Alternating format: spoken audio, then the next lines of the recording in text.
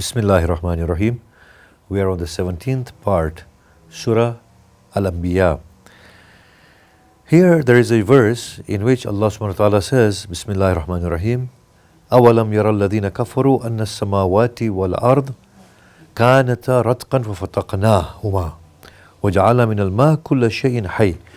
Do the people who do not believe not see that the heavens and the earth were stuck together and we tore them apart and we created everything living from water.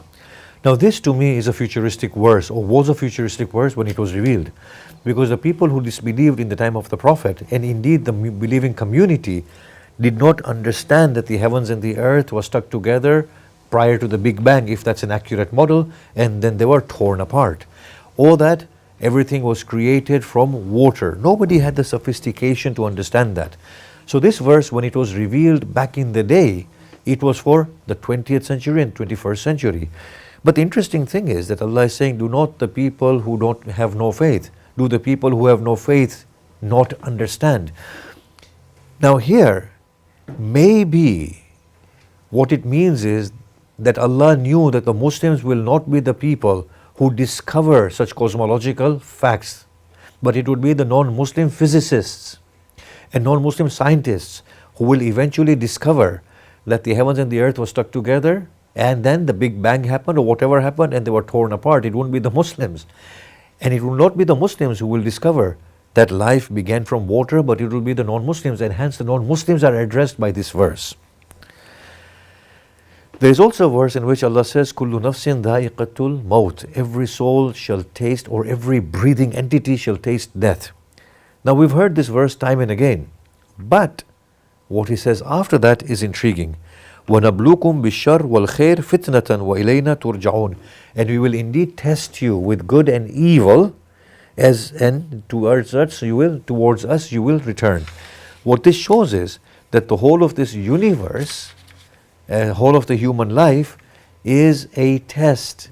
Nothing is permanent, and this is something that we should not struggle against too much, but try and evolve and bring about refined moral and spiritual state of humanity. We also have in Surah Al-Anbiya the story of Nabi Ibrahim Salamullah alayh. So he goes and breaks the idols and places the axe in the neck of the big one. When they say that it is Ibrahim who has done this, Ibrahim is brought to the people. Ibrahim says, it wasn't I, it was the big one, ask him. At this point, this was such a shocking experience to these people that Allah subhanahu wa ta'ala recounts in the Quran, فَرَجَعُوا إِلَىٰ أَنفُسِهِمْ. They immediately reverted to their souls, to that truth and that intuition. فَقَالُوا إِنَّكُمْ أَنْتُمُ الظَّالِمُونَ. Indeed, you are an oppressive people for believing in whatever you believe in. And we find this in our daily lives, that when we are faced with a shocking event, immediately when something drastic happens, all the clouds, the uncertainty, the false beliefs, they go, and we are facing the truth. We look at the truth in the face and then we say, yes, this is the truth. But look at what Allah says after. ثُمَّ نُكِسُوا عَلَىٰ رُؤُوسِهِمْ. Then they turn back upon their heads.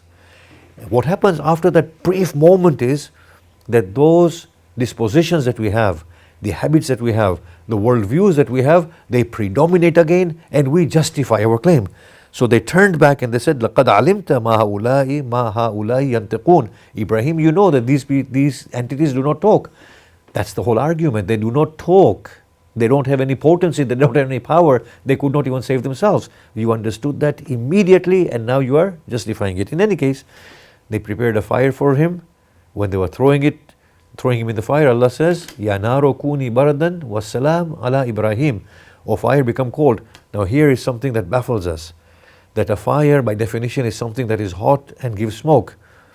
It just shows that this natural world of God, we have not understood it at all.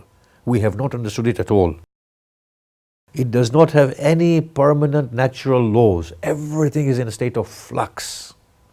There is nothing that has finality here. It is as if this world is one of big illusion. It is not a real world. It behaves differently at different times under different instructions and different commands. It just shows that nature can yield so much more than what we understand. Old people can become young, withered away wombs can bear children, fire can become cold, so on and so forth. In Surah Anbiya again, there is a verse that talks about Nabi Yunus when he went away from his people, abandoning them. And then he realizes his mistake. Look at the verse. وَظَنُّونَ إِذْ ذَهَبَ مُغَاضِبًا. When Dhannun left in a rage, فَظَنَّ أَن لَن نَقْدِرَ عَلَيْهِ, and he presumed that we will not have any control over him. And then he realizes his mistake because we made him reside in the belly of a fish. And then he realizes that Allah is capable over all things. فَنَادَى فِي الظُّلُمَاتِ, and then he cried out in the darkness of the belly of the whale. أَن لَا إِلَهَ إِلَّا أَنْتَ سُبْحَانَكَ إِنِّي كُنْتُ مِنَ الظَّالِمِينَ. Truly there is no God other than you. I am the one who has oppressed my own soul. He realized that I should not have given up hope and trusted in Allah. And on top of that, in a state of rage, when I felt that no, God is not going to do anything to me, this was the greatest crime that he feels in his heart. Allah responds, the Quran responds, فَاسْتَجَبْنَا لَهُ وَنَجَّيْنَاهُ مِنَ الْغَمِّ وَكَذَلِكَ نُنْجِي الْمُؤْمِنِينَ. Thus we responded to him and we gave him salvation from his grief. And in this way we saved the faithful. Imam Ali has said, nobody will recite this verse, La ilaha illa ant, subhanaka inni kuntu min al-zalimin, but that the response will come from God, وَكَذَلِكَ نُنْجِي الْمُؤْمِنِينَ فَنَجَّيْنَاهُ مِنَ الْغَمِّ, that we will free them from their distress and their distressful situation. So this is a command from Imam Ali that if we are in a state of distress, then to recite this verse of the Noon, of Nabi Yunus. And then there is Surah Hajj in this part. And there's a verse, وَلَكُلِّ أُمَّةٍ جَعَلْنَا مَنْسَكًا لَيَذْكُرَ اسْمَ اللَّهِ عَلَى مَا رَزَقَهُم مِّن بَهِيمَةِ الْأَنْعَامِ. When Allah subhanahu wa ta'ala is talking about the sacrificial animal and the sacrificial offering, He says, and for every ummah we have made ceremonies and rituals that they should mention the name of Allah upon the animals that they sacrifice and then they consume.